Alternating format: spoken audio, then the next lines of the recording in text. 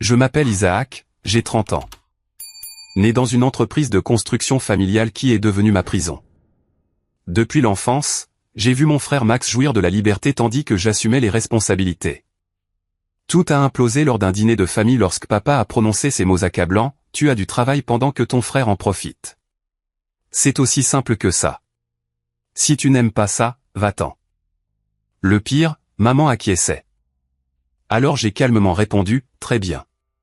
Alors je m'en vais et vous pouvez payer vos propres factures. » C'est aussi simple que ça. Avant de me plonger dans cette histoire, d'où nous regardez-vous? Appuyez sur le bouton j'aime et s'abonner. Si jamais vous avez dû vous défendre contre l'injustice familiale, grandir dans un quartier moyen du sud de Chicago m'a façonné d'une manière que je n'ai jamais pleinement appréciée jusqu'à récemment. Notre maison familiale était modeste mais confortable, nichée parmi des maisons similaires avec des pelouses bien entretenues et des paniers de basket montés au-dessus des garages. C'est là que notre histoire familiale s'est déroulée, une histoire d'attentes inégales et de traitements différents qui allait finalement me forcer à prendre la décision la plus difficile de ma vie. Mon grand-père a fondé Mitchell Construction en 1967 avec rien d'autre qu'un pick-up, une boîte à outils et une détermination inébranlable. Il l'a bâti à partir de zéro, travaillant 16 heures par jour et sacrifiant ses week-ends pour établir une réputation de qualité et de fiabilité. Lorsque mon père, Richard, a repris l'entreprise en 1993, elle employait 15 personnes et avait une clientèle solide dans toute la région de Chicago. Papa parlait toujours avec respect de mon grand-père, racontant à Max et moi des histoires sur son éthique de travail et sa vision, se terminant généralement par des regards significatifs dans ma direction. Dès l'âge de 10 ans, papa a commencé à me préparer à suivre ses traces. Tandis que les autres enfants profitaient des vacances d'été à jouer au baseball ou à nager à la piscine communautaire, je me levais à 6 heures du matin pour l'accompagner sur les chantiers. Tout cela sera à toi un jour, Isaac, disait-il, sa main lourde sur mon épaule alors que nous observions une fondation en train d'être coulée ou une charpente en train d'être montée. Tu dois apprendre tous les aspects de l'entreprise de A à Z. Mon enthousiasme initial à passer du temps avec papa a rapidement cédé la place à l'épuisement et à la solitude lorsque j'ai réalisé que ce n'était pas un lien père-fils, mais une formation pour un rôle que je n'avais jamais choisi. À 13 ans, je passais tous les week-ends et les vacances scolaires à travailler. Je nettoyais les chantiers, organisais les outils, faisais des courses pour les contremaîtres, et apprenais progressivement des tâches plus qualifiées comme la mesure, la coupe et la menuiserie de base.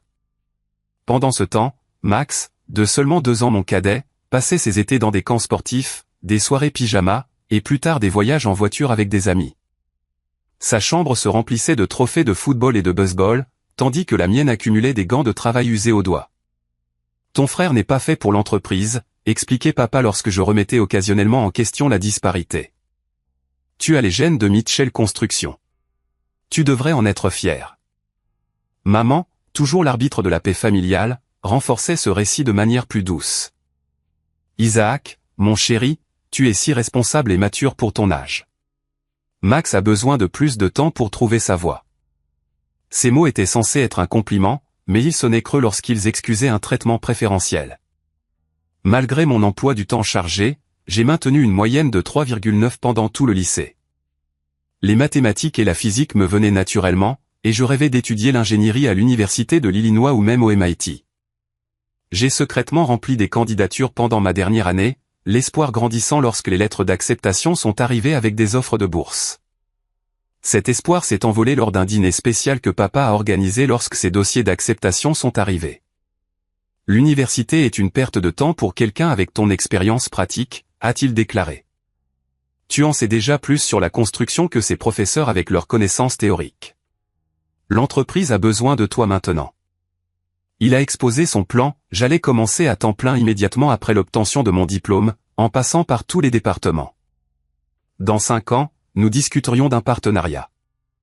Maman était assise à côté de lui, hochant la tête d'un air encourageant, tandis que Max envoyait des SMS sous la table, clairement ennuyé par une conversation qui ne l'impliquerait jamais. La décision semblait à la fois prise pour moi et, d'une certaine manière, la mienne.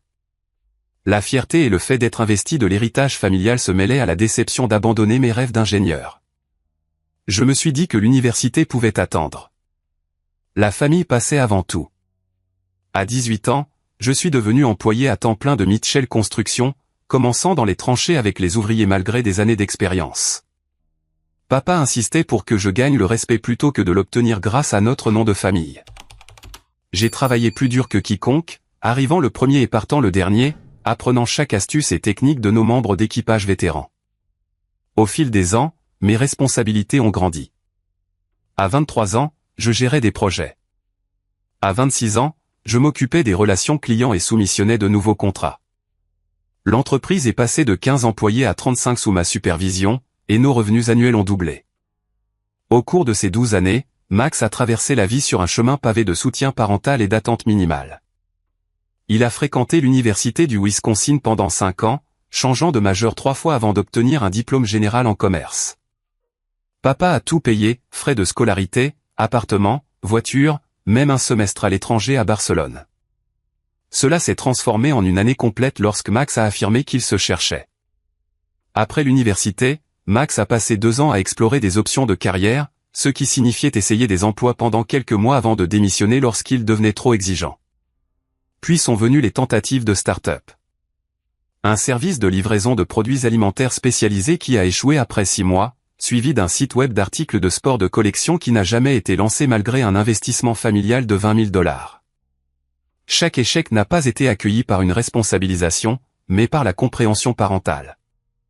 Il essaie de trouver sa passion, expliquait maman lors des dîners de famille lorsque je remettais silencieusement en question un autre renflouement. Tout le monde ne connaît pas sa voix aussitôt que toi, Isaac. J'ai enfoui mon ressentiment sous le travail et la responsabilité, me disant qu'un jour mon dévouement serait reconnu et récompensé. J'investissais dans mon avenir pendant que Max perdait son temps. Du moins, c'est ce que je croyais alors. Je ne comprenais pas que dans notre famille, l'effort et les résultats étaient déconnectés de la récompense et de la reconnaissance d'une manière qui allait finalement me briser.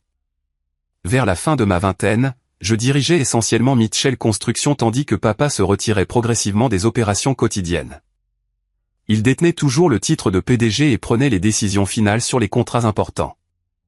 Mais je m'occupais de tout le reste, gestion de projet, relations clients, recrutement, formation, achat d'équipements et supervision financière. Ma journée type commençait à 5h30 du matin avec la paperasse et se terminait bien après 19h après les visites de chantier et le dépannage. Sous ma direction, l'entreprise s'est développée dans des projets de rénovation commerciale qui ont considérablement augmenté nos marges bénéficiaires.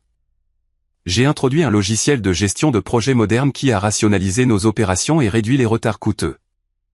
Lorsque le marché du logement a brièvement ralenti, nous nous sommes tournés vers des contrats gouvernementaux pour la rénovation de bâtiments publics, maintenant toutes nos équipes employées alors que les concurrents licenciaient du personnel. La rénovation de la bibliothèque de Westside est devenue notre projet phare, achevé 3 semaines avant la date prévue et 5% en dessous du budget, nous valant des articles dans 2 publications de l'industrie de la construction. Le client a spécifiquement salué ma solution innovante aux problèmes structurels inattendus découverts en cours de projet. Tout au long de cette croissance, papa a continué à faire des promesses vagues concernant mon avenir dans l'entreprise. Encore un peu, mon fils, et nous officialiserons les choses, disait-il chaque fois que j'évoquais le partenariat qu'il m'avait fait miroiter pendant des années. Le moment doit être le bon. Je le croyais parce que je voulais, j'avais besoin de justifier la décennie et plus que j'avais investi. Pendant ce temps, je regardais mes amis du lycée progresser dans leur carrière, acheter des maisons et fonder des familles tandis que je restais bloqué dans une sorte de surplace, me tuant au travail pour une promesse qui semblait perpétuellement hors de portée.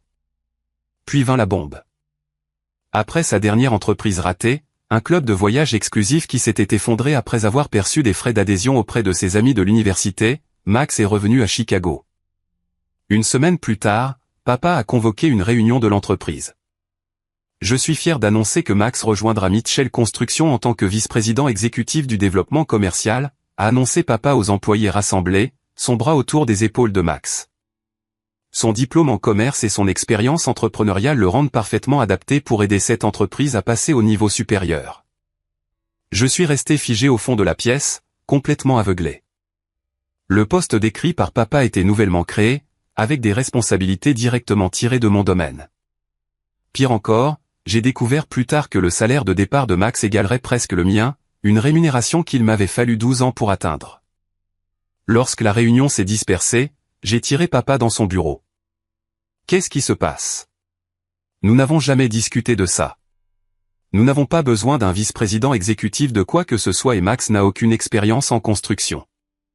Papa s'est penché en arrière dans son fauteuil, l'irritation traversant son visage. Isaac, cette entreprise a besoin de nouvelles perspectives. Tu es trop englué dans les opérations pour voir la situation dans son ensemble. Max apporte une connaissance commerciale extérieure. Nous avons besoin d'une connaissance commerciale extérieure. Papa, chaque entreprise qu'il a touchée a échoué de manière spectaculaire et lui créé un poste à un salaire presque égal au mien alors que j'ai donné à cette entreprise toute ma vie d'adulte. Comment est-ce juste? Son expression s'est durcie. Juste? C'est mon entreprise et je décide ce qui est juste. Max a besoin de structure et de responsabilité. C'est bon pour lui. Et qu'en est-il de ce qui est bon pour moi? Pour l'entreprise? Pour nos employés qui savent réellement ce qu'ils font? Papa s'est levé, signalant que la conversation était terminée. J'attends de toi que tu soutiennes cette décision et que tu aides ton frère à apprendre les ficelles du métier. La famille d'abord, Isaac. Toujours la famille d'abord. Ce soir-là, j'ai cherché le soutien de maman, espérant qu'elle verrait l'injustice et parlerait à papa en mon nom. Au lieu de cela, elle a offert des justifications qui m'ont blessé plus profondément que le rejet de papa.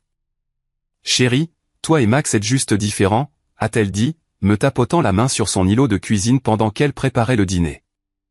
Tu as toujours été naturellement responsable et capable. Les choses sont plus difficiles pour Max. Il a besoin de plus de soutien et de structure que toi. Essaie d'être compréhensif. Il t'admire. Alors, parce que je suis fiable, je suis puni avec plus de travail et moins de reconnaissance. Comment cela a-t-il un sens? Personne ne te punit, a-t-elle soupiré. Nous essayons juste d'aider Max à trouver sa voie. Tu connais déjà ta place dans le monde. Ma relation avec Rachel, ma petite amie depuis 3 ans, a commencé à souffrir sous le poids de ma frustration croissante et de mes heures de travail interminables. Administratrice hospitalière avec sa propre carrière exigeante, elle a soutenu mes ambitions mais a remis en question le traitement de ma famille. Isaac, ils profitent de toi parce que tu les laisses faire, dit-elle un soir après que j'ai annulé nos plans de dîner pour gérer une crise que Max avait créée en promettant des délais impossibles à un nouveau client. Ils ne changeront jamais à moins que tu ne les forces à te voir différemment. Que suis-je censé faire?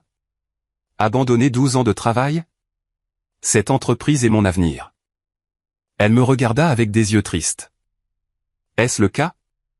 Ou est-ce juste ton présent et ton passé? Parce que de là où je suis, ton père n'a aucune intention de partager réellement le contrôle. Ces mots me hantaient, d'autant plus que Max s'installait dans son rôle, qui consistait principalement en de longs déjeuners avec des clients potentiels, à s'attribuer le mérite de mes conceptions de projets et de mes réunions. Et à partir tôt tous les jeudis pour faire du réseautage sur le terrain de golf. Alors que je travaillais en moyenne 70 heures par semaine, Max dépassait rarement 30, la plupart de ce temps passé sur son téléphone ou aéré sur les chantiers, posant des questions de base qui perturbaient notre routine. Le tribut physique est devenu impossible à ignorer. J'ai développé des céphalées de tension qui duraient des jours. Mon sommeil s'est détérioré à 4 heures agitées par nuit. J'ai attrapé tous les rhumes qui circulaient au bureau. Mon médecin m'a mis en garde contre ma tension artérielle et a suggéré des techniques de gestion du stress que je n'avais pas le temps de pratiquer. 6 mois après l'arrivée de Max à la direction, il a réussi à convaincre papa de le laisser diriger l'offre pour la rénovation du centre communautaire de Lincoln Park, notre plus gros contrat potentiel. Malgré mes protestations, papa a insisté sur le fait que c'était la chance de Max de faire ses preuves. On m'a ordonné de conseiller en marge tout en conservant toutes mes autres responsabilités. Le matin où Max était censé soumettre notre proposition, il s'est déclaré malade avec une gueule de bois après avoir célébré prématurément la veille. J'ai passé 14 heures frénétiques à compléter les documents de l'offre inachevée, je les ai soumis juste avant la date limite et j'ai décroché le contrat qui maintiendrait notre entreprise rentable l'année suivante. Lors de la réunion de personnel suivante, papa a félicité Max d'avoir décroché le projet. Max a accepté les éloges avec un sourire humble, sans jamais mentionner mon intervention de sauvetage. Lorsque Marcus, notre contremaître principal, qui connaissait la vérité, a essayé de corriger le tir, papa a habilement interrompu et changé de sujet. Cette nuit-là, en me regardant dans le miroir de la salle de bain, les yeux cernés et méconnaissables même à mes propres yeux, j'ai réalisé que quelque chose devait céder. Si ce n'était pas le cas, ce quelque chose serait moi. 2 semaines après la situation du contrat du Lincoln Park, maman a appelé pour inviter Rachel et moi à un dîner de famille chez eux. Ton père veut discuter de quelques changements passionnants à venir dans l'entreprise, a-t-elle dit avec une gaieté forcée. Dimanche à 18h. Je fais ton rôti de bœuf préféré. Rachel m'a serré la main alors que nous arrivions dans l'allée de mes parents ce dimanche soir. Souviens-toi de ce dont nous avons parlé, a-t-elle murmuré. Tiens bon. Ta valeur n'est pas déterminée par leur reconnaissance. J'ai hoché la tête, bien que mon estomac se torde d'anxiété. Quelque chose à propos de ce dîner semblait différent, décisif, d'une manière que je ne pouvais pas encore articuler. La maison familiale ressemblait à toujours, pelouse immaculée, parterre de fleurs soigneusement entretenues et la balançoire de Porsche fabriquée à la main que j'avais construite au lycée. À l'intérieur, la salle à manger formelle était dressée avec la belle porcelaine réservée aux fêtes et aux occasions spéciales, des verres à eau en cristal captant la lumière du lustre au-dessus. Maman s'affairait entre la cuisine et la salle à manger, refusant les offres d'aide avec un martyre bien rodé. Papa buvait un scotch dans son fauteuil en cuir, posant des questions sur les projets en cours tout en vérifiant les scores sportifs sur son téléphone. Rachel entretenait une conversation polie, sa main reposant de manière rassurante sur mon genou sous la table. Max et sa petite amie Nathalie sont arrivés 45 minutes en retard sans s'excuser.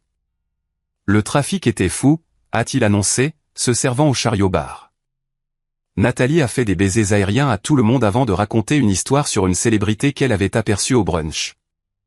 Lorsque nous nous sommes enfin assis pour le dîner, papa a attendu que le plat principal soit servi avant de s'éclaircir la gorge.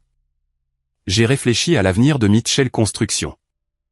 Il commença en levant son verre, et je crois qu'il est temps de procéder à quelques changements structurels pour refléter les contributions de mes deux fils. Il a exposé un nouveau plan de partage des bénéfices pour la direction de l'entreprise, lui-même, moi et Max. Malgré mon rôle considérablement plus important et ma plus longue ancienneté, le plan prévoyait de diviser les primes de fin d'année également entre nous trois. De plus, Max prendrait entièrement en charge l'acquisition de clients, tandis que je continuerai à gérer les opérations, et j'assumerai de nouvelles responsabilités de supervision financière auparavant gérées par notre comptable. En substance, a conclu papa, cela rationalise notre structure de direction tout en reconnaissant l'héritage de la famille Mitchell. Le silence s'est fait à table. La main de Rachel a serré la mienne sous la table. J'ai pris une longue gorgée d'eau, réfléchissant avant de répondre. Laissez-moi m'assurer que je comprends, ai-je dit, ma voix plus stable que je ne l'étais.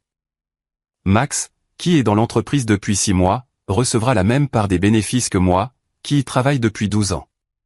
De plus, je prendrai plus de responsabilités pendant que Max se concentrera uniquement sur les ventes. Est-ce exact? Papa hocha la tête, apparemment ravi que j'ai résumé si efficacement. Exactement. Max a un talent naturel pour les relations clients et tu excelles dans les détails opérationnels. Nous jouons sur les forces de chacun. Et comment cette structure de rémunération reflète-t-elle la répartition réelle du travail, ai-je continué. Actuellement, je travaille environ 70 heures par semaine contre 30 pour Max. Je gère directement 33 employés tandis que Max n'en gère aucun. Les projets du dernier trimestre que j'ai supervisés ont généré 87% du chiffre d'affaires de l'entreprise. L'expression de papa s'assombrit. Isaac, il ne s'agit pas de compter les heures ou de s'attribuer le mérite. C'est une entreprise familiale, et vous faites tous les deux partie de la famille. Il semble bien qu'il s'agisse d'heures et de mérite en ce qui concerne mes responsabilités, ai-je rétorqué. Mais d'une manière ou d'une autre, ces métriques disparaissent lorsqu'il s'agit de déterminer la rémunération. Julien a interrompu, faisant tourner son vin. Frère, pourquoi rends-tu ça si compliqué? Papa est incroyablement généreux envers nous deux. Généreux. Les mots sont restés coincés dans ma gorge. J'ai dédié toute ma vie d'adulte à cette entreprise. J'ai sauté l'université, sacrifié des amitiés, travaillé les nuits et les week-ends, résolu des problèmes, formé des employés et bâti des relations avec les clients. Ce n'est pas quelque chose qui mérite de la générosité. Cela mérite une juste reconnaissance. Le poing de papa frappa la table, faisant trembler l'argenterie. Assez. J'ai bâti cette entreprise. Je décide comment elle fonctionne et qui obtient quoi. Tu as du travail parce que je t'ai donné du travail. Ton frère jouit de plus de liberté parce que c'est ce que j'ai décidé. C'est aussi simple que ça. Et si tu n'aimes pas ça, Isaac, tu peux partir. La pièce se figea. Même Max sembla surpris par l'éclat de colère de papa. Je me suis tourné vers maman, espérant une intervention, une reconnaissance de l'injustice. Au lieu de cela, elle tendit la main à papa. « Isaac, mon chéri, ton père a raison. Cette attitude n'est pas utile. Tu as toujours été le responsable. C'est ta nature. Max a besoin de plus de conseils et de soutien. Pourquoi en faire une compétition ? Les entreprises familiales exigent des sacrifices. La trahison frappa comme un coup physique. Non seulement papa, mais maman aussi, tous deux choisissant le confort de Max au détriment de ma dignité. Plus d'une décennie de ressentiment refoulé se cristallisa en une clarté parfaite à ce moment-là. J'ai regardé Rachel qui m'a fait un léger signe de tête d'encouragement. Puis je me suis tourné vers mes parents. « Très bien », ai-je dit, ma voix calme malgré le tonnerre dans ma poitrine. « Alors je m'en vais et vous pouvez payer vos propres factures. C'est aussi simple que ça. » J'ai fouillé dans ma poche, j'ai sorti ma carte clé d'entreprise et mon téléphone et je les ai posés sur la table. Avec effet immédiat, je démissionne de Mitchell Construction. Vous trouverez tous les fichiers de projets actuels mis à jour sur le serveur. Les plannings de Lincoln Park doivent être révisés d'ici mardi. La rénovation de Wagner a une inspection jeudi que quelqu'un devra gérer. La paie est du vendredi. Le visage de papa rougit. Maintenant, attends une minute. Non, ai-je interrompu en me levant. Pour la première fois de ma vie d'adulte, je n'attendais pas votre permission ou votre approbation. Rachel, tu es prête à partir ? Elle se tint à côté de moi, digne et solidaire. L'expression de papa passa de la colère à l'incrédulité. Tu ne peux pas être sérieux. Où vas-tu aller ? Que vas-tu faire ? Tu réagis de manière excessive à des commentaires constructifs. Ce n'était pas un commentaire. C'était une vie de traitement inégal arrivant à sa conclusion logique. J'ai aidé Rachel avec son manteau. Tu vas te calmer et revenir, a déclaré papa alors que nous nous dirigions vers la porte. Tu fais toujours ce qui est responsable. J'ai fait une pause au seuil, regardant en arrière le tableau familial. Papa, le visage rouge et furieux. Maman se tordant les mains, Max les yeux écarquillés et confus. Le repas à moitié abandonné. Plus maintenant, ai-je dit, et j'ai fermé la porte derrière nous. Le trajet silencieux depuis la maison de mes parents a marqué le début de la période la plus étrange de ma vie. Rachel a suggéré d'aller à son appartement, mais j'avais besoin d'espace pour digérer l'ampleur de ce qui venait de se passer. « Peux-tu me déposer chez Jake ?» ai-je demandé. Jake était mon meilleur ami depuis la 7e année. L'une des rares amitiés que j'avais maintenues malgré mon emploi du temps chargé. En tant que graphiste indépendant, il avait des horaires non conventionnels et serait probablement chez lui un dimanche soir. Jake a ouvert sa porte, a jeté un coup d'œil à mon visage et m'a fait entrer sans poser de questions. Ce n'est qu'après m'avoir tendu une bière qu'il a demandé « Qu'est-ce qui s'est passé, mon vieux ?» L'histoire a jailli de moi, non seulement le dîner, mais 12 ans d'inégalités accumulées. Jake a écouté sans interruption, hochant occasionnellement la tête ou la secouant devant des exemples particulièrement flagrants. « Tu peux dormir ici aussi longtemps que tu en as besoin, a-t-il dit quand j'ai eu fini. Le canapé est à toi. Pas de délai, pas de pression. » Cette première nuit sur le canapé de Jake, j'ai fixé le plafond jusqu'à l'aube, alternant entre la panique d'avoir abandonné ma carrière et le soulagement de m'être enfin défendu. Au matin, mon téléphone contenait 15 appels manqués et 23 messages textes de mes parents et de Max. J'ai mis la sonnerie en mode silencieux et les posé face contre terre sur la table basse. Rachel est passée avant son service à l'hôpital, apportant le petit déjeuner et un soutien inébranlable. « Je suis fier de toi », a-t-elle dit en me serrant la main. Ça faisait longtemps que ça devait arriver. Je n'ai aucune idée de ce qui va suivre, ai-je admis. C'est ça la beauté, a-t-elle répondu. Pour la première fois, c'est toi qui décides. La première semaine s'est déroulée dans un tourbillon de préoccupations pratiques. J'avais des économies, pas autant que j'aurais dû après 12 ans de travail étant donné mon salaire inférieur au marché, mais assez pour me soutenir pendant quelques mois si j'étais prudent. J'ai récupéré mes affaires essentielles dans mon appartement pendant les heures où je savais que ma famille serait au travail, m'attendant à moitié à trouver les serrures changées malgré mon nom sur le bail. Les communications de papa ont évolué, comme on pouvait s'y attendre, colère initiale, ton comportement était irrespectueux et non professionnel, suivi de culpabilisation, ta mère peut à peine manger. Elle est tellement bouleversée, puis d'offres à contre-cœur, discutons d'un arrangement révisé. Je n'ai répondu à aucune d'entre elles. Le seul message texte de Max disait « J'espère que tu es heureux. Papa m'a donné ton bureau. Belle vue. » J'ai bloqué son numéro immédiatement. L'approche de maman s'est avérée plus insidieuse. Elle a laissé des messages vocaux remplis d'anecdotes familiales et de références à mon enfance, comme si le fait de me rappeler des moments plus heureux pouvait me ramener dans le dysfonctionnement. La famille est éternelle, Isaac, a-t-elle dit dans un message. Tu ne peux pas juste tourner le dos au sang. À la 3e semaine, j'avais soumis des candidatures à toutes les grandes entreprises de construction et de gestion de projets de la région de Chicago. Mon CV était impressionnant sur papier, 12 ans de responsabilité croissante dans une entreprise prospère. Mais les entretiens devenaient inévitablement gênants lorsque j'expliquais mon départ de l'entreprise familiale. Les représentants des ressources humaines échangeaient des regards lorsque je refusais de fournir des références de mon seul employeur.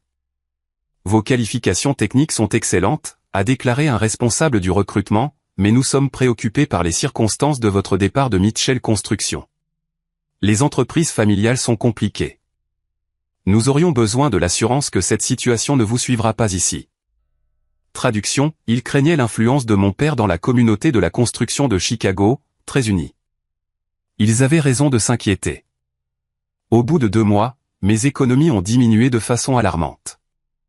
J'ai qu'à refuser mes offres de contribution au loyer, mais j'ai insisté pour couvrir l'épicerie et les services publics. Rachel a suggéré d'emménager ensemble pour partager les dépenses, mais j'ai résisté, ma vie semblait trop instable pour prendre un tel engagement malgré notre forte relation. La dépression s'est insidieusement installée dans mes journées. Je remettais en question chaque décision, doutais de ma valeur et peinais à envisager un avenir au-delà de l'ombre de ma famille. Le sommeil est redevenu insaisissable. Cette fois, hanté non par le stress du travail, mais par la peur de l'échec. J'ai gâché un avenir garanti, ai-je dit à Rachel lors d'un moment particulièrement sombre. Et si c'était ma seule chance de réussite? Si la réussite signifie sacrifier ton respect de toi-même, est-ce vraiment de la réussite, a-t-elle rétorqué. Le point le plus bas est arrivé 3 mois après ce dîner fatidique. J'étais chez Henderson & Hardware pour acheter des fournitures pour une petite rénovation de salle de bain dans l'appartement de Jake, ma façon de contribuer à notre arrangement de vie. Alors que je comparais les options de luminaires, une voix familière a retenti depuis l'allée voisine. Isaac, tu as enfin décidé de sortir de ta cachette, hein? Papa se tenait là, flanqué de Marcus, notre contremaître principal. Marcus m'a lancé un regard d'excuse avant de s'intéresser soudainement à la comparaison des raccords de tuyauterie. Je ne me cache pas, ai-je répondu en me retournant vers les pommes de douche. Papa s'est rapproché, baissant la voix. Cette crise a assez duré, mon fils. Le projet de Lincoln Park est en retard. 3 sous-traitants ont menacé de se retirer. Max est dépassé. Ça ressemble à un problème de gestion. Votre problème de gestion. Votre responsabilité. Il a posé une main lourde sur mon épaule. Reviens lundi. Même bureau, 10% d'augmentation, et nous discuterons à nouveau du partenariat dans 6 mois. J'ai repoussé sa main. Aux mêmes conditions où Max obtient des récompenses égales pour une fraction du travail? Max fait partie de la famille. Moi aussi. C'est la partie que tu n'arrêtes pas d'oublier. Son expression s'est durcie. C'est ta dernière chance, Isaac. L'offre expire aujourd'hui. Reviens maintenant ou jamais. Pendant un bref instant d'hésitation, la sécurité financière m'a fait signe. Mon compte en banque qui diminuait. Les recherches d'emploi infructueuses et l'anxiété croissante. Tout me murmurait d'accepter, mais les mots de Rachel résonnaient plus fort. Si le succès signifie sacrifier ton respect de toi-même, est-ce vraiment le succès? Au revoir, papa, ai-je dit, plaçant le pommeau de douche dans mon panier et me dirigeant vers la caisse. Cette nuit-là, avec seulement 6 semaines de dépenses restantes sur mon compte et aucune perspective en vue, j'ai touché le fond. Jake m'a trouvé assis dans le noir, fixant des offres d'emploi dans des villes lointaines, envisageant un redémarrage complet quelque part au-delà de l'influence de mon père. Tu sais, a dit Jake, s'installant à côté de moi avec 2 bières. J'ai pensé à ce client que tu m'as aidé l'année dernière, le propriétaire de la salle de sport, Adrien. Tu te souviens de lui? J'ai hoché la tête. J'avais conseillé Jake sur certaines préoccupations structurelles lors de la refonte de l'identité visuelle du centre de remise en forme d'Adrien. Il a posé des questions sur toi l'autre jour quand je mettais à jour son site web. Apparemment, il cherche à s'agrandir, à rénover un espace plus grand. Il a dit qu'il se souvenait comment tu avais repéré ce problème de charge que tout le monde avait manqué. Ce commentaire désinvolte, livré sans attente, allait changer, sans le savoir, la trajectoire de ma vie. Adrien Franco possédait Elevation Fitness, un centre de fitness de luxe qui avait dépassé les capacités de son emplacement d'origine. Lorsque j'ai organisé notre rencontre, je m'attendais à offrir des conseils informels sur sa rénovation. Je ne m'attendais pas à une opportunité commerciale. Nous nous sommes rencontrés dans un café près de son centre de fitness actuel. Adrien, un ancien athlète universitaire devenu entrepreneur, rayonnait de l'énergie concentrée de quelqu'un qui se fixe des objectifs et les atteint. « Jake me dit que tu connais la construction sur le bout des doigts », a-t-il dit après les préliminaires. « J'ai une certaine expérience », ai-je reconnu avec prudence. « Et que tu as récemment quitté ton entreprise familiale. » Je me suis tendu. « Oui. » Adrien a hoché la tête, me surprenant avec ces mots suivants. « Tant mieux pour toi. J'ai quitté l'agence d'assurance de mon père il y a 5 ans quand il a refusé de se moderniser. Meilleure décision que j'ai jamais prise, cependant. Il a fallu 2 ans de nouilles instantanées avant que je ne lance cette salle de sport. Sa franchise m'a désarmé. Pour la première fois, j'ai rencontré quelqu'un qui comprenait la douleur particulière de s'éloigner des attentes familiales. Adrien a poussé un dossier sur la table contenant les plans d'un bâtiment commercial vacant. J'ai acheté cette propriété. Elle a besoin d'une rénovation complète pour devenir un centre de fitness à la pointe de la technologie.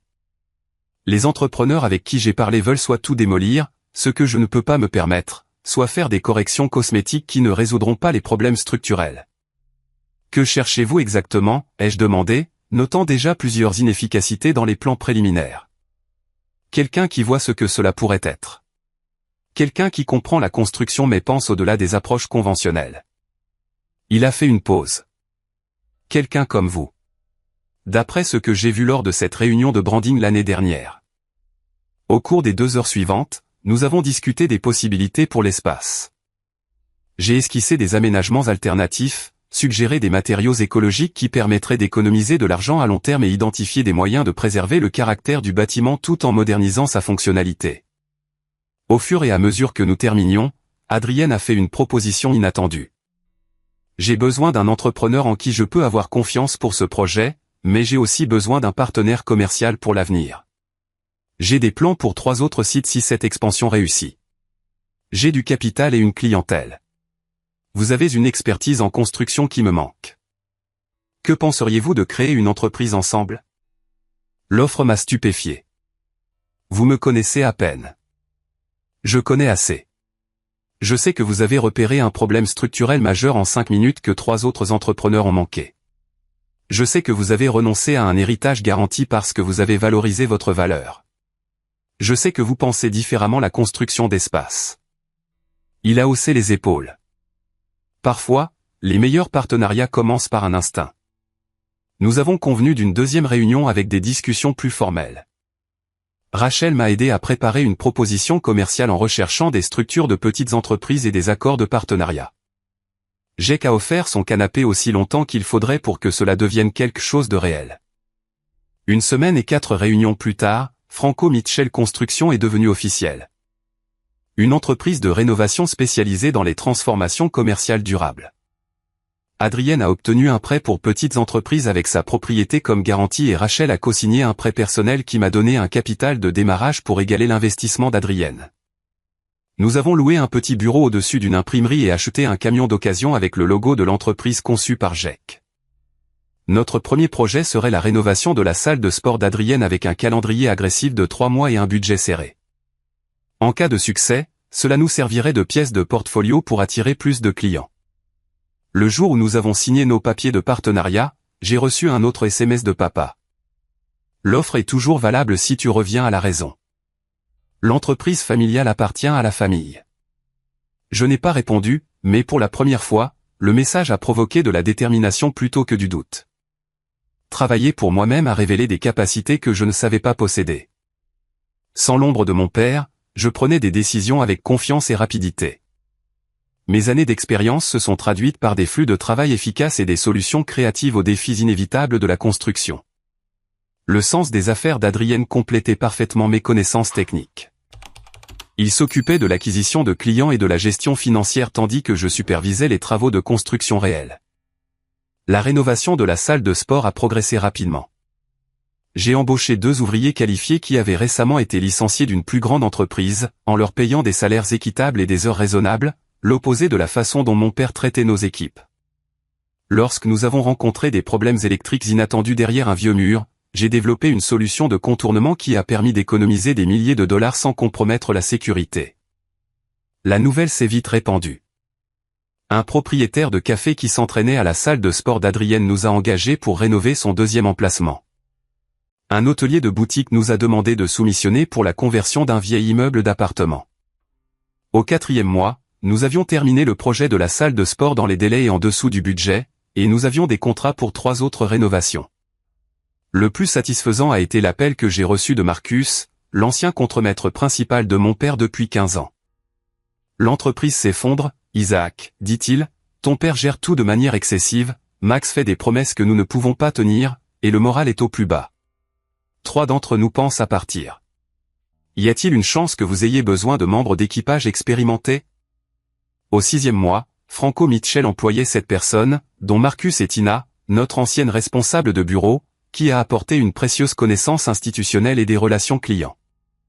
Nous nous sommes spécialisés dans les rénovations écologiques qui préservaient les éléments historiques tout en modernisant la fonctionnalité, un créneau qui a attiré des propriétaires d'entreprises soucieux de l'environnement, prêts à payer des tarifs premium pour une construction durable. J'ai développé une approche signature pour réutiliser les matériaux d'origine, réduire les déchets et créer des caractéristiques esthétiques uniques qui distinguaient nos projets. Un magazine local a présenté notre rénovation de salle de sport, soulignant notre utilisation innovante de bois récupéré et de systèmes éco-énergétiques. La publicité a apporté plus de clients et a établi notre réputation de constructeurs avant-gardistes. Pendant ce temps, Mitchell Construction luttait visiblement.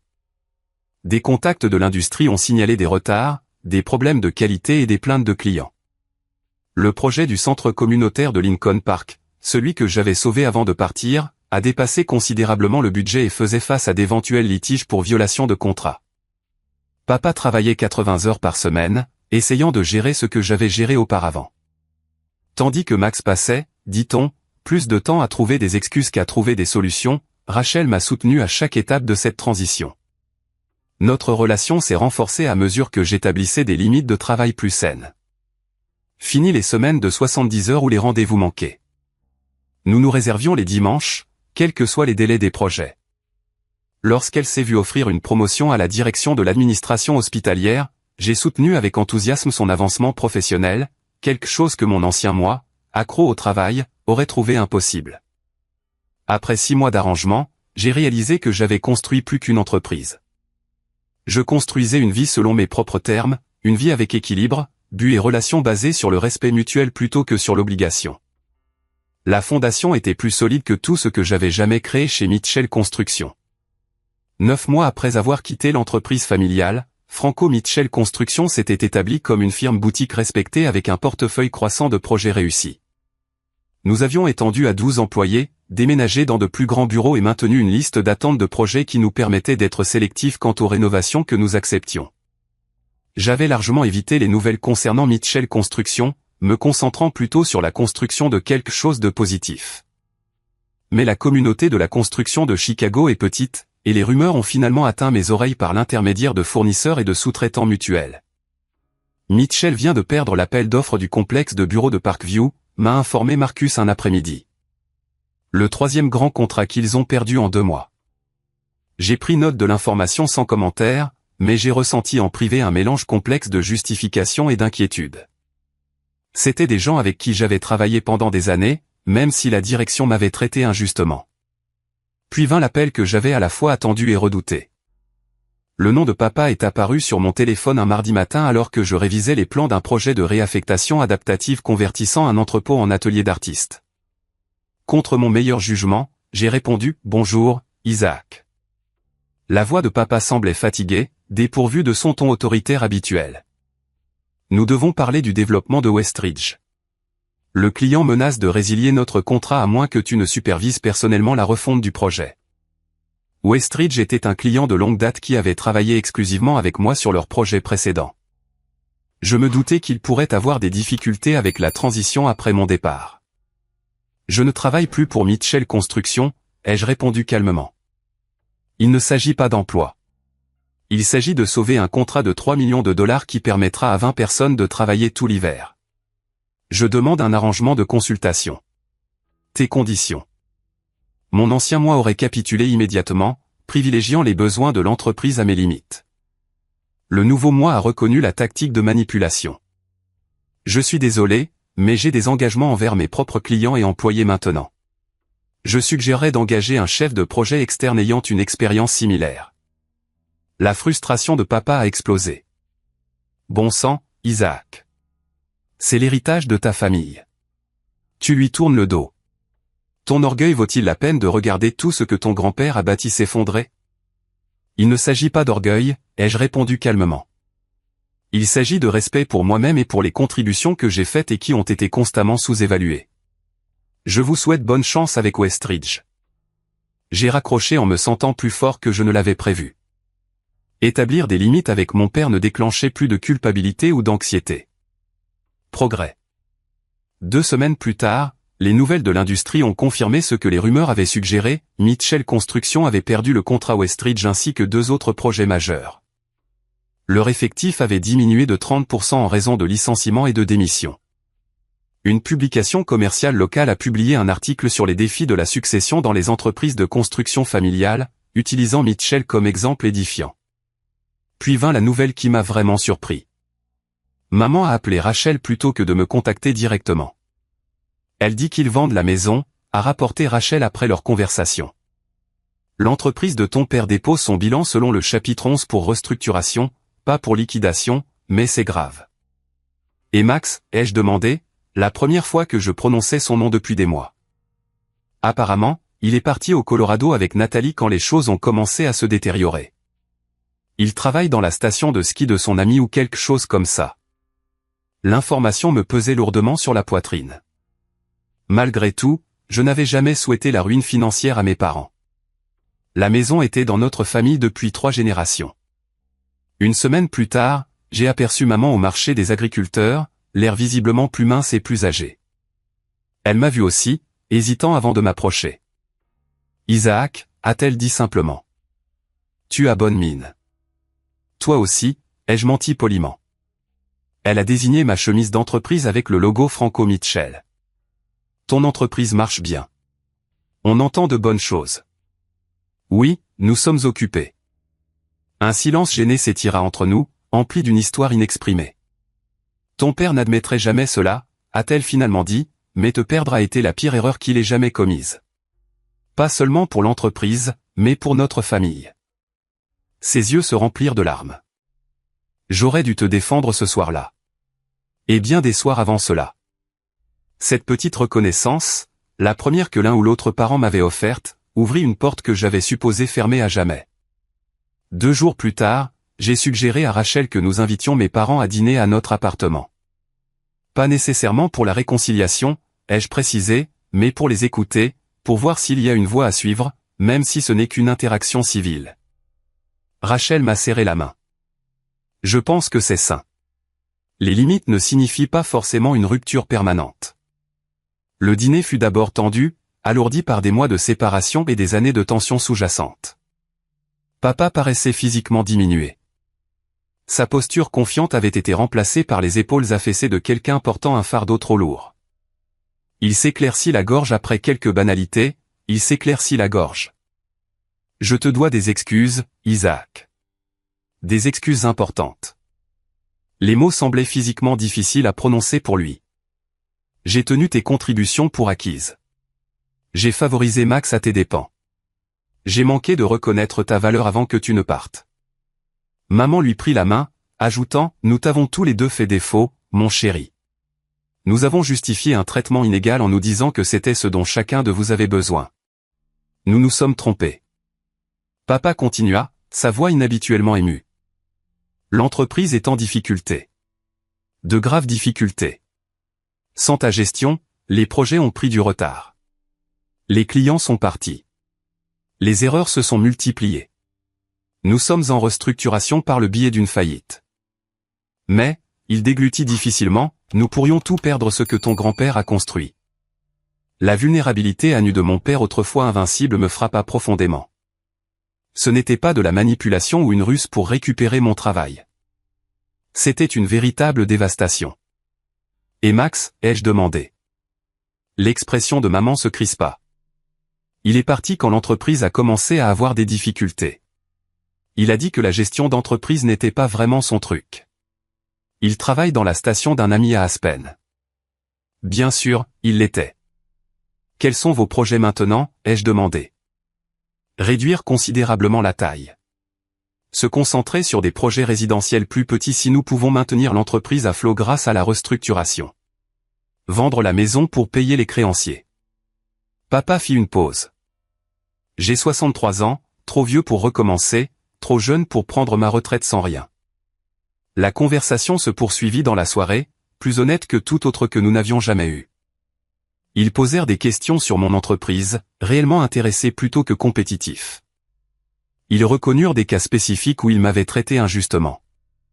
Ils exprimèrent leur fierté pour ce que j'avais construit de manière indépendante. Alors qu'ils se préparaient à partir, papa hésita à la porte. Je n'attends pas de pardon. Et je n'attends certainement pas que tu sauves l'entreprise. Mais je veux que tu saches que je vois maintenant ce que je ne pouvais pas voir avant. Tu as toujours été le cœur de Mitchell Construction. Pas moi, pas ton grand-père. Toi. J'ai passé plusieurs jours à réfléchir à cette conversation, discutant des options avec Rachel et Adrien. La douleur n'avait pas disparu, mais elle s'était transformée en quelque chose de moins brut, moins envahissant. Je pouvais voir mes parents comme des humains imparfaits plutôt que des figures d'autorité qui m'avaient déçu. Une semaine plus tard, je les ai invités à mon bureau pour proposer un accord de consultation limité. J'aiderais à stabiliser leurs projets principaux et à former leur personnel restant sur les systèmes que j'avais mis en œuvre, mais je ne rejoindrai pas l'entreprise. Je facturerai les tarifs de consultation standard de l'industrie, sans réduction familiale, et toutes les interactions resteraient strictement professionnelles. Papa a d'abord hérissé le poil à cause de la formalité, sa fierté s'enflammant brièvement avant que maman ne pose une main restrictive sur son bras.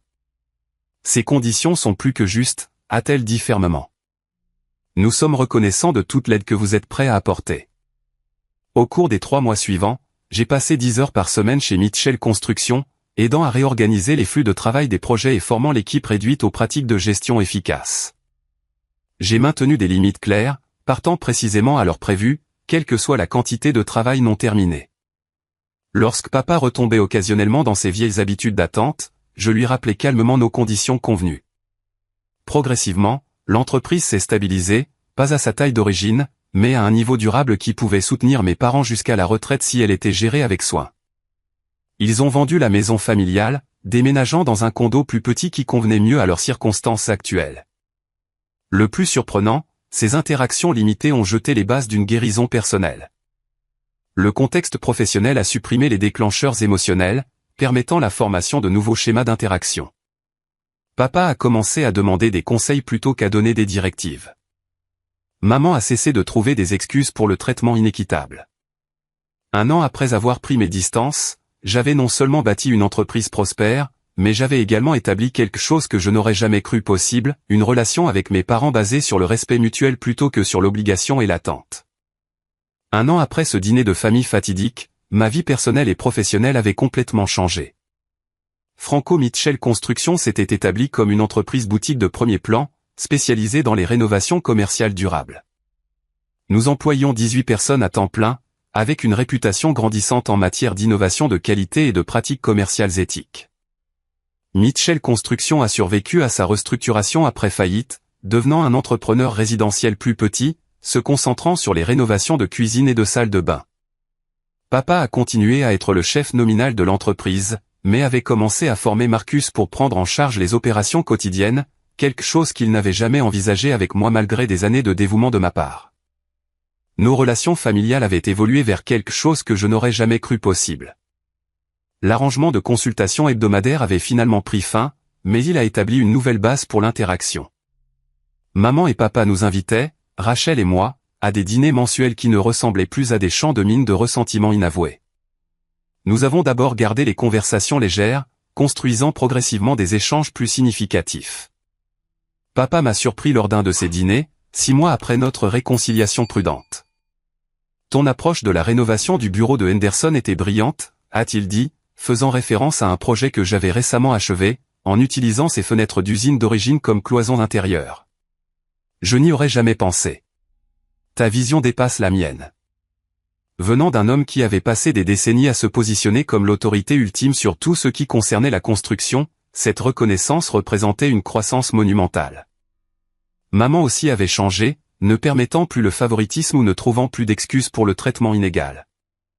Je t'ai manqué en tant que mère, a-t-elle admis lors d'un rare moment seul avec moi dans sa cuisine. J'ai confondu le fait de soutenir Max avec le fait de l'aimer, et j'ai pris le fait de te tenir pour acquis pour de la confiance en toi. Je suis tellement désolé, Isaac. Max est finalement revenu à Chicago lorsque la saison de ski a pris fin au Colorado, retrouvant nos parents dans des circonstances radicalement différentes. Ces attentes de soutien financier continu se sont heurtées à de nouvelles limites de la part des deux parents. Nous lui avons dit que nous pouvions offrir un soutien émotionnel et un endroit temporaire où rester, mais plus de sauvetage, a expliqué maman. Il ne l'a pas bien pris au début. Lorsque Max m'a finalement contacté, j'ai abordé l'interaction avec prudence. Autour d'un café dans un endroit neutre, il a présenté une version des événements qui le dépeignaient comme un pion involontaire du favoritisme de papa. Je n'ai jamais demandé à être traité différemment, a-t-il affirmé. Papa avait juste toujours des attentes différentes pour nous.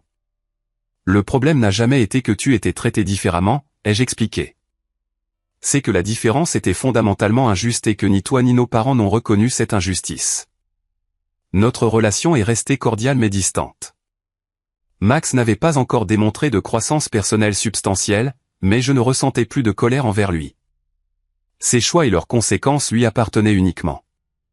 Rachel et moi nous sommes fiancés ce printemps-là, planifiant une petite cérémonie axée sur le temps de qualité avec ceux qui nous avaient véritablement soutenus à travers les défis, quand elle a reçu une prestigieuse promotion au poste de directrice des opérations hospitalières. J'ai réorganisé mon emploi du temps avec enthousiasme pour assister à la cérémonie célébrant sa réussite, quelque chose que mon ancien moi, bourreau de travail, aurait trouvé impossible. Nos fiançailles ont suscité des réflexions sur les schémas familiaux et la façon d'éviter de les répéter. Si nous avons des enfants, ai-je dit à Rachel un soir, je veux qu'ils soient valorisés pour ce qu'ils sont, pas pour ce qu'ils peuvent produire ou fournir. Cette conscience est précisément la raison pour laquelle tu briseras le cycle, a-t-elle répondu avec confiance. Adrienne et moi avons élargi l'objectif de Franco Mitchell pour inclure des projets de réutilisation adaptative qui transformaient des espaces industriels abandonnés en logements abordables et en centres communautaires. Ce travail s'alignait sur nos valeurs tout en nous établissant comme des innovateurs dans le renouvellement urbain durable. Un magazine d'architecture de renom a présenté notre conversion d'une ancienne usine en appartement à revenu mixte avec jardin sur le toit et installation solaire. La plus grande transformation, cependant, s'est produite en moi. Le besoin constant d'approbation parentale qui m'avait animé pendant des décennies a progressivement diminué, remplacé par une boussole interne calibrée sur mes propres valeurs et priorités. Je mesurais le succès non pas par comparaison aux autres, mais par l'alignement avec mon éthique personnelle et mes objectifs. J'ai appris que s'éloigner des situations toxiques, même lorsque c'est financièrement risqué, crée un espace pour une croissance authentique. L'année de lutte après avoir quitté Mitchell Construction avait été la plus difficile de ma vie, mais aussi la plus formatrice. La sécurité financière achetée au prix du respect de soi est finalement la transaction la plus chère que l'on puisse faire. J'ai découvert le pouvoir du soutien authentique de personnes comme Rachel, Jake et Adriane. Des relations basées sur le respect mutuel plutôt que sur l'obligation ou l'avantage. Ces liens ont apporté de la force pendant les moments difficiles tout en célébrant les succès sans jalousie ni restriction. Le plus important, j'ai appris que le pardon n'exige pas l'oubli. Je pouvais reconnaître la croissance de mes parents et maintenir une relation avec eux tout en honorant la douleur du traitement passé. Les limites ne sont pas des murs, mais des cadres qui définissent une interaction saine. Lorsque de jeunes employés de notre entreprise demandent des conseils de carrière, je souligne l'importance de reconnaître sa valeur indépendamment de la validation des autres. Le moment où vous comprenez vraiment votre valeur, leur dis-je, est le moment où vous devenez immunisé contre ceux qui voudraient la diminuer.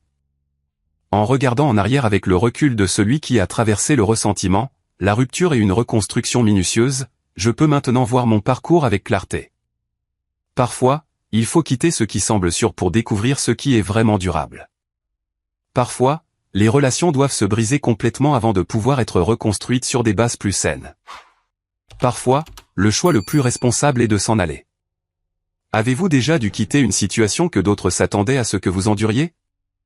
Comment avez-vous trouvé le courage de donner la priorité à votre bien-être plutôt qu'aux attentes des autres?